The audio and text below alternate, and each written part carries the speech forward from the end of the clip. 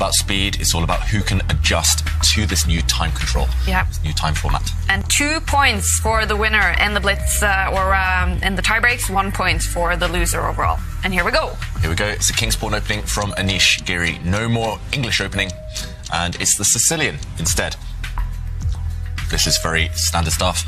This is the opening repertoire that Carlsen was relying upon in the 2018 World Championship against Caruana. So lots of trades early on. Now Black's queen coming out, putting some pressure on White's knight in the middle of the board. Now, okay, White coming up with a temporary piece sacrifice. Magnus raising his eyebrows. The White bishop there is attacked. So if Black's knight was captured, White's light squared bishop would have dropped off. Anish Giri, he must have hit Magnus Carlsen with this opening surprise. The world champion slightly frowning. He's confused. Black is a piece up, but he can't preserve his piece. Black's extra knight in the middle of the board will drop next. If it moves, then the Black queen would fall prey to White's dark squared bishop. So that's a pin, and quite an annoying one for Magnus to face. And this line has actually been played before in 2000 between Daniel Campora and an Grandmaster Hatan Batar from Mongolia, I think. Yeah. So strong players. Very strong players. Okay, and in that particular game, Black responded with supporting the knight with a pawn. Okay, so Black's e-pawn can push forward and defend the knight in the centre. That won't preserve the knight long term, but it does cling on one more move to that knight. So maybe you can take advantage of that move. What is Magnus doing with his mouse? He hasn't clicked on any squares. He hasn't clicked on any pieces yet. He's about to give up his queen. Is that right? Oh my God, Magnus Carlsen has just given up his queen. What? He's going to get 3 pieces in return. But look at this. The Black knight, I said it was pinned. It cannot move. It stepped back, capturing a bishop. And then White's bishop took a queen. Right now, it's a crazy imbalance. White has a queen. Black has a knight and 2 bishops in return. So actually, 3 pieces, they add up to 9. A queen worth 9. It is roughly balanced. But when a queen is on the board, it's all about king safety, and Black's king is a clear target in the middle later on. Yeah, and I have to say one thing as well. It's all about how those 3 pieces can coordinate. If they cannot coordinate in a good way, don't ever sacrifice your queen. They're all asleep, Black's pieces. Exactly. We should mention as well, White cannot take Black's knight right now on that left side with a pawn, because then Black's rook in the corner would come down and take White's rook. So there's another pin on this A line. Black, his knight will survive. But Magnus Carlsen, I've played him before many times at Blitz. If you give him an artistic choice, he'll go for it, especially in the Blitz games. But it's extremely risky from the world champion. He's really gambling at this early stage. Like Jovanka says, it's all about coordination, piece coordination. But right now, Black is a mile away, an age away from coordinating his pieces. The first move that I would consider is this move that Anish has just played, and entice the knight to step backwards and then start moving forwards. And Anish is he's reading my mind. This is what I want to do. Yeah, and there we saw Magnus. He almost pre-moved retreating his knight, because he's also reading Anish's mind, your mind, Jovanka. He's expecting these moves, and Magnus is about to move his central knight in front of the Black king out of the way. He's clicked on that piece. Which way is he going to go with that knight, though? Yeah, he's danced around too much, too long already with the Black knights. It's really scary for the world champion. The Black bishops, they are the problem pieces. They are yet to enter the battle. Okay, and Anish Giri driving the knight backwards, attacking it, and the knight has a big problem. It has to move to the edge of the board. This is, and then again, what's it doing on the edge of the board? It can get locked out of the game, and suddenly it will be a queen against 2 minor pieces, and that's not sufficient. Yeah, and that's why Magnus pushes a pawn on this right side. Firstly, he's trying to break down the integrity of White's pawn structure, those far advanced White pawns, but he's also trying to find an escape route for that Black knight trapped on the right, on the edge, just in case, as Jovanka mentions, it gets trapped. So he's trying to open up his Black rook as well. I think he's committed now, Magnus Carlsen. The Black king is too far away from castling. It needs to stay in the centre. It needs to hide in plain sight. And after a trade of pawns, Black's rook has opened up. Look at the evaluation bar, yet to settle down, yet to make up its mind. The reason I don't like this at all from Anish Giri is because Black is now maybe got a target. Black is going to try and attack the White king. Look at this. He's pushed a pawn forward, daring Anish Giri to play en passant, which has just happened, capturing the pawn as if it just moved one square. So you can sometimes prevent your opponent from bypassing your own pawn. But Magnus now has opened up his light squared bishop, which was previously asleep. And now look at this, developing his rook across the board horizontally. That's rare. That's rare. Unique. But I do think that white can copy as well. So he can get inspired by black's last move and also move his rook on the same line, 2 squares, and try to use the third row. And Anish goes for a different option where he just locks out this black rook. And Magnus, wow, he is playing aggressive chess. He pushes his pawn forward, attacking the knight, driving it backwards, and saying to Anish, hey, every capture that you make is going to suit my pieces. But look at this, Jovanka, because look at White's pawns right now. He's thrown everything forward. All of White's pawns are on the 4th rank. There's also one on the 6th rank. He's not caring at all about pawns, neither side about pieces of pawns. They're not even counting, I think, anymore who's ahead in material. Right now, that white pawn is attacking black's rook on the edge of the board. That pawn can actually just be taken by a black knight, but then white would gain time attacking the black pieces and forcing the black pieces backwards. So Magnus Carlsen, he's given up his queen already. Is he going to ignore his rook as well? Or is he going to move his rook? Is he going to take a pawn? So many choices for the world champion. This position is just crazy. I think even in the 2 players' minds, they are not sure who has the advantage. I'm definitely not sure. The evaluation bar is definitely not sure. This one is one of the wildest chess games I've seen probably ever, but definitely throughout the tour. Yeah, and I can tell you, top engine choice is knight take, capture the pawn. Second is for black just to ignore the rook and just capture the knight. Yeah. Okay, he takes the pawn, so he goes for the recommended move, and now after white gives up a pawn with the check, black recaptures, and now white's knight has jumped in. Magnus is under check. We see on his screen the king is highlighted. Wow. That just shows it's check, but he's getting ready to click his dark square bishop and take that white knight. And it looks like it's happened. The black bishop took a knight, and Anish had pre-moved to recapture with the white queen. That happened instantly, and now the black knight retreating. It's still 2 knights and a bishop for the white queen, so roughly material balance. But look at this, white is trying to get to the black king, trying to open up lines, trying to find a path through. But so far, black's knight, bishop, they're controlling squares. There's no check, and if there's no check, maybe black is safe. And maybe black is okay. And if there's no check and no threat of checkmate or anything, then probably it means that black can go on the offensive as well. So Anish pushing forward a pawn, trying to lock down the lines.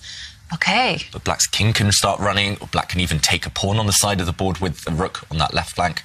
Suddenly, okay, Magnus retreats his knight, just acting as a defensive piece now. I'm slightly surprised because that knight was preventing white's remaining rook from getting to the center. But Magnus, he's confident he's going to survive. Knights are a king's best friend, and there's 2 of them defending the black king. And Magnus is just saying, hey, those 3 pieces will defend the black king, and the rooks, they're going to start targeting those weak pawns on the left and the right. Yeah, those 2 black rooks, they're developing not in the way we normally see in chess. Normally we see the king castle and then the rooks come to the center. Those rooks are developing up and down the board. And actually, I just did a quick count. Black is 1 point up. If we talk about pawns, pieces, black is a pawn up.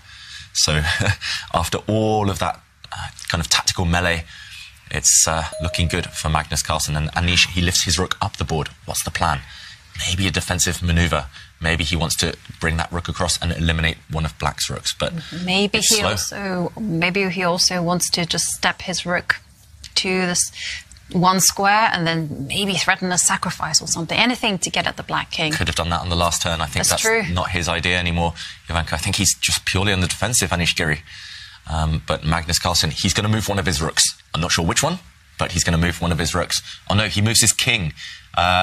There we go, just looking on the screen. He dragged his king to the side there, away to safety. And now there's danger on the board because the black rook is threatening to attack the queen. And that's why Anish gives a check, which is promptly intercepted by the knight. But look at the black king, safe as the proverbial houses. Yeah, so Anish there, he's about to capture a pawn. He's pausing, he's changing his mind.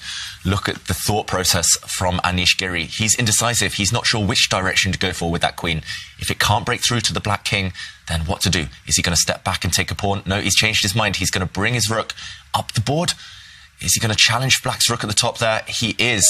Will we see a rook trade now? This is how difficult the position is. Even at these top players in blitz, they're not able to trust their instincts. It's all about calculation. And the rooks are off, and now the queen will capture... No, the queen cannot capture the pawn at all. No, because, of course, black will also go and capture the pawn that is up for grabs, and suddenly... Black's rook is amazing. The knight that is sitting next to the king is an aggressive piece. So the white queen is forced into a defensive role. And the problem as well is that the queen and the rook are forced to defend pawns.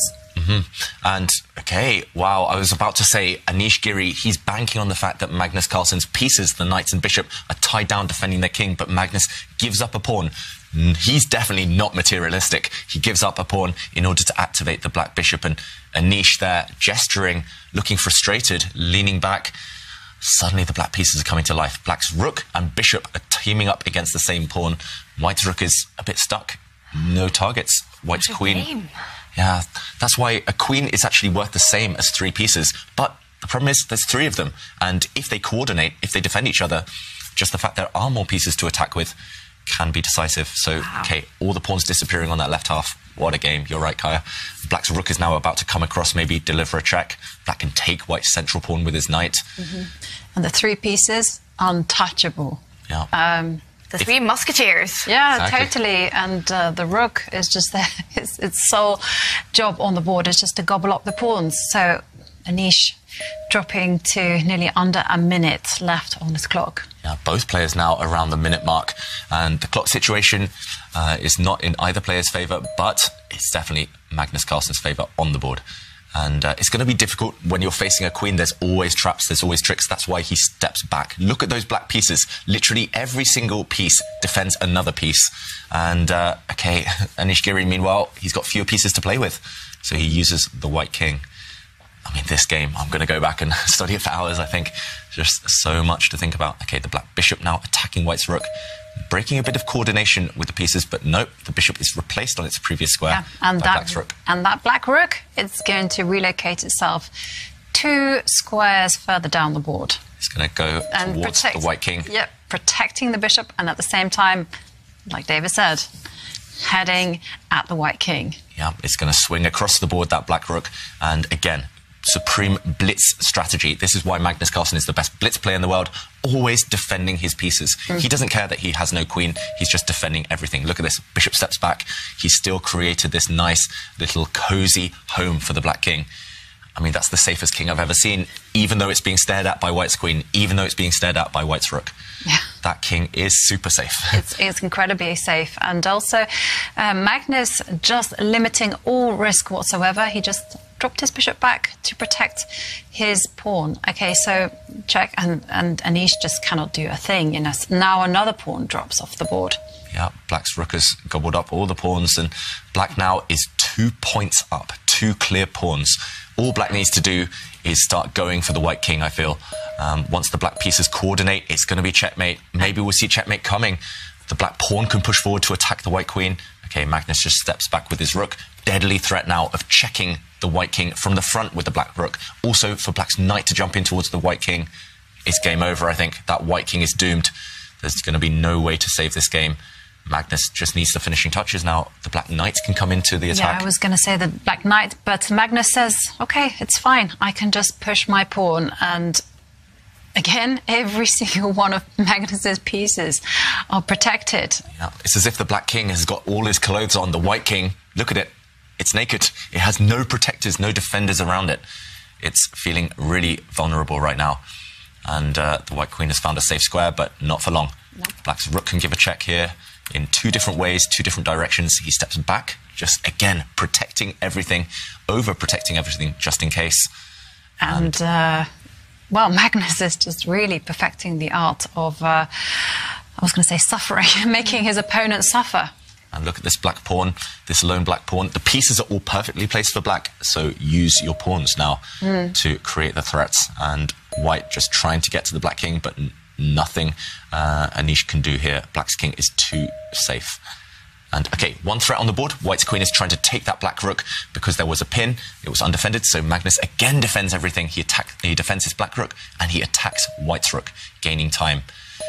And now the knights finally start to mobilize. They've protected each other for so long, but they will finish off this game. And here it comes. The pawn is closing in on its destination. And another check. Just look how this is just an exercise in dominance. Now it's a queen on the board, and that's it. Game over. Magnus Carlsen wins the first tiebreak.